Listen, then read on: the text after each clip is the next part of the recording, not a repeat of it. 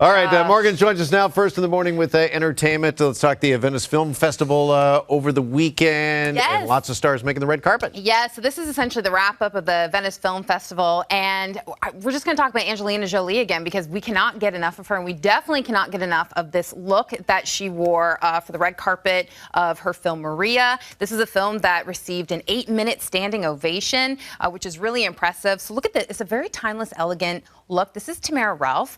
The faux fur is what everyone is talking about. And she's wearing a brooch that apparently Maria Callas, who she is portraying in this film, a famous opera singer, that she once owned. So the fact that she's giving a nice nod to this person that she's portraying is wonderful. And she just, I mean, look at that. She just looks so, I love the blonde hair. But a lot of people are also talking about Brad Pitt and George Clooney. They're at the Venice Film Festival for their film Wolves. They were just fun. They were goofing around, but what everyone is talking about is Brad Pitt had his red carpet debut with his lady, Inez de Ramon. They've been dating for a couple of years now, apparently, but this is the first time they made their red carpet debut. Everybody was there. Amal was there, so everyone was talking about them. And there was some speculation with Angelina and Brad Pitt, of course, still going through issues surrounding their divorce. Were they going to run into each other? There was articles written about how their teams were making sure that this didn't happen, and apparently they did not run into each other at the Venice Film Festival. Is this the same team that's keeping William and Harry apart? Who knows? No, okay, I would not be surprised. A lot of people avoiding each other. I know, right? Even though we want to see that desperately. And then Nicole Kidman. Oh, my goodness. So she's at the Venice Film Festival for Baby Girl, which received a 6.5-minute standing ovation. Can we, I'm sorry, I don't want to pick favorites, but she's wearing this gorgeous Schiaparelli look. The blonde, it's got kind of like a three-dimensional vibe going on. The silhouette, I mean, hello. So her movie is a big buzz going on right now because it's about how she's playing this CEO who has an affair with a young intern.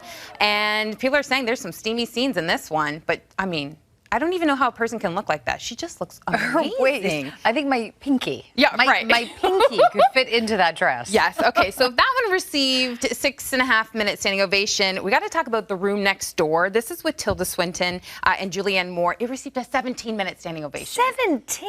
Okay. That's a lot of clapping. Can we talk about the standing ovations for a second? Yes. Because I brought this up in our morning meetings. Okay. Does everybody get a standing ovation? That's a really good question. I only hear about the ones that get standing ovations. I think at this point, if you get under 6 minutes, apparently it's not the best. Right. I'm not saying that, don't take that verbatim, but I'm just saying anything over 6 I heard is like really good. But what about 17? I mean, a 17-minute standing ovation. What starts hurting first, do you think? Your feet from standing that long or your hands from clapping? I clap loudly, so for me it would be the hands. Can we scale it back on the standing O? Because even when I go to the theater, it's always part and parcel. There's always a standing O.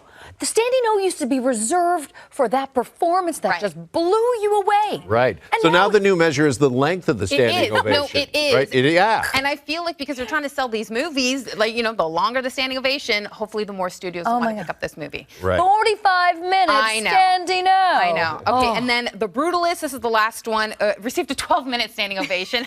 Not as good as 17. And this stars Adrian Brody, Felicity Jones, and Joe Alwyn. Okay, so we got to talk Adele. Adele, we have a clip of, I always love when we have clips that I get to throw to, but she is saying after she wraps up her Las Vegas residency, apparently she has 10 shows left, she's taking an incredibly long break. Here she is, being emotional. I will not see you for an incredibly long time, and I will hold you dear in my heart for that whole next of my break. 7 years building a new life for myself, and I want to live it, and I want to live my new life that I've been building. So she basically said, you know, she has spent 7 years, you know, creating this new life for herself. She's been performing nonstop for 3 years, from the Las Vegas residency to traveling around the world. Here she was actually doing a series of shows in Germany. So she'll go back to her Las Vegas residency, wrap that up. And yeah, she said this is the longest stretch of time that she's been performing. She's enjoyed it, but she actually wants to live her life now. Okay, but she famously does this between albums. She takes big breaks. Yeah, like 3-4 years. She does. So when she says incredibly long, that gets me nervous just as a fan. I'm like, wait. You normally take long breaks, but when you say incredibly long, like what are we looking at here? But listen, she's earned it. I'm happy for her. And yeah, she's worked so hard. She needs to live her life. Yep, I hear you. All right. Okay, thank you, Marks. Thanks, guys. Okay.